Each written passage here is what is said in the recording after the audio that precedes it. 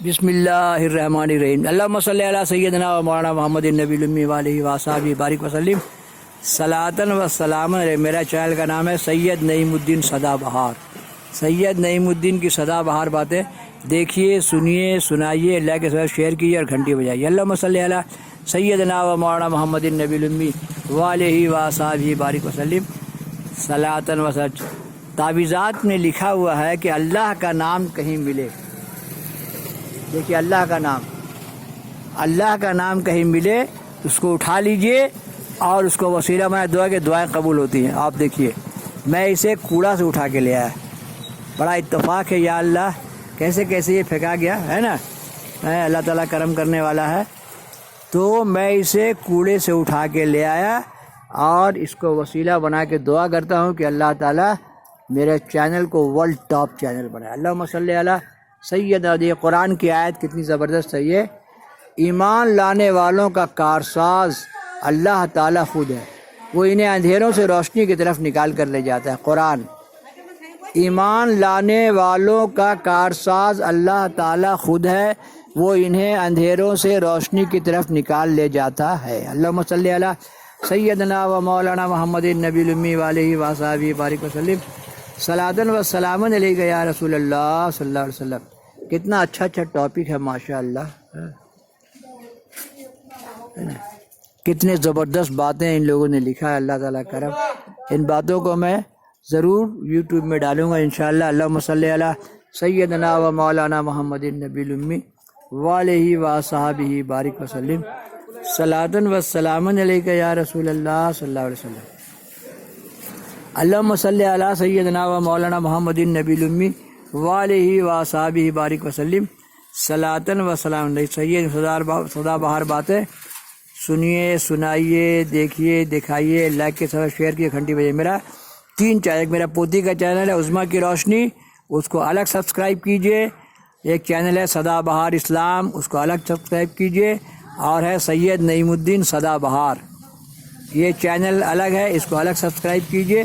اور انشاءاللہ اپنے سبسکرائبر لوگوں کو لے کے میں ایک اتحاد المسلمین کا ایک ایسا گروپ بناؤں گا۔ قرآن کہتا ہے کہ ہم ایک دوسرے کے رفیق ہیں، ان کو لے کر ایک میں جویل فرینڈ سوسائٹی بناؤں گا، سید نعیم الدین کے جویل فرینڈس۔ اللہم صلی علی سیدنا و مولانا محمد النبی الامی وآلہ وصحبہ بارک وسلم صلاۃً و سلام۔ جو اتحاد مسلمین پر عقیدہ رکھتے ہیں اور جن کا عقیدہ ہے لا الہ الا اللہ محمد رسول اللہ صلی اللہ علیہ وسلم، ہم اپنے جد امجد حضرت ابراہیم کی یاد میں عید الاضحیٰ مناتے ہیں اور جانور قربان کرتے ہیں۔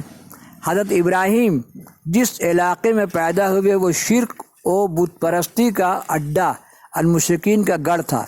انہوں نے اپنی مشرک قوم کو سمجھانے کے لیے فطرت کا سہارا لیا، جس کا تذکرہ قرآن مجید میں تھوڑی تفصیل سے آیا۔ جب لوگ فطرت اور افاق و نفس کے دلائل سننے کے باوجود شرک سے باز نہیں آتے تو انہوں نے بت شکنی کر کے عملی طور پر یہ ثابت کیا کہ نہ تو بت پرستوں کے پاس بت پرستی کی کوئی دلیل ہے اور نہ ہی بتوں کے پاس اپنے آپ کو خدا منوانے کی کوئی صلاحیت اور طاقت ہے۔ ابراہیم علیہ السلام نے کیا کیا؟ سب بتوں کو توڑ دیا۔ اللہم صلی علی سیدنا و مولانا محمد النبی الامی وآلہ وصحبہ بارک وسلم صلاۃً و سلام علیک یا رسول اللہ صلی اللہ علیہ وسلم۔ سوچئے نمرود کون تھا؟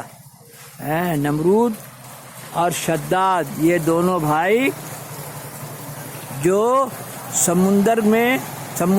سمندری جہاز تباہ ہوا، اس کے تختے پر جو عورت بہ رہی تھی اس نے 2 بچوں کو جنم دیا، ایک کا نام تھا نمرود، ایک کا نام تھا شداد۔ نمرود کو نیرو کہا جاتا تھا، اور جب وہ کنارے لگی تو بھیڑیا ٹان کر لے گیا اور اس کا گوشت کھاتا اور دونوں بچے اس کے دودھ پیتے۔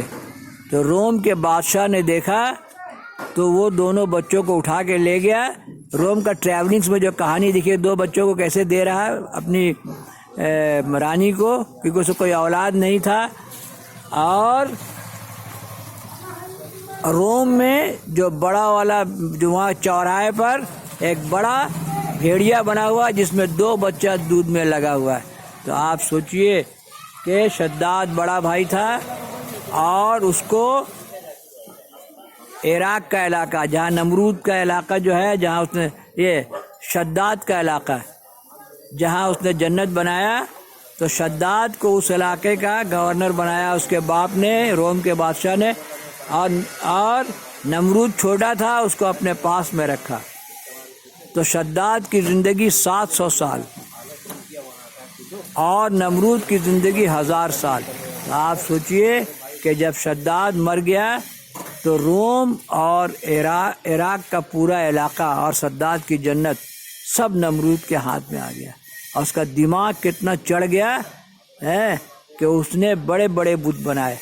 اللہم صلی علی سیدنا و مولانا محمد النبی الامی وآلہ وصحبہ بارک وسلم صلاۃ۔ اسی لیے اللہ کے پوچھنے پر یا نے بتایا کہ 2 لوگوں کا روح قبض کرنے مجھے بہت تکلیف ہوئی، کہ جب وہ عورت سمندر کے تختے پر بہہ رہی تھی اور تو نے کہا اس کا روح قبض کر لے، اور بچہ لوگ اس کے دودھ میں لگے ہوئے تھے۔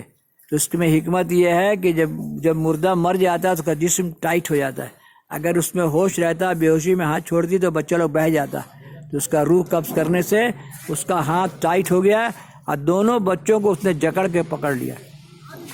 اور دوسری بار جب اللہ نے پوچھا کہ دوسری بار، تو عیسیٰ السلام نے کہا کہ جب شداد اپنی جنت دیکھنے جا رہا تھا تو نے کہا اس کی روح قبض کر لے۔ تو سوچئے کہ نمرود وہی ہے جس کے پاس روم اور عراق کی حکومت تھی۔ اللہم صلی علی سیدنا و مولانا محمد النبی الامی وآلہ وصحبہ بارک وسلم صلاۃ و سلام علیک یا رسول اللہ صلی اللہ علیہ وسلم۔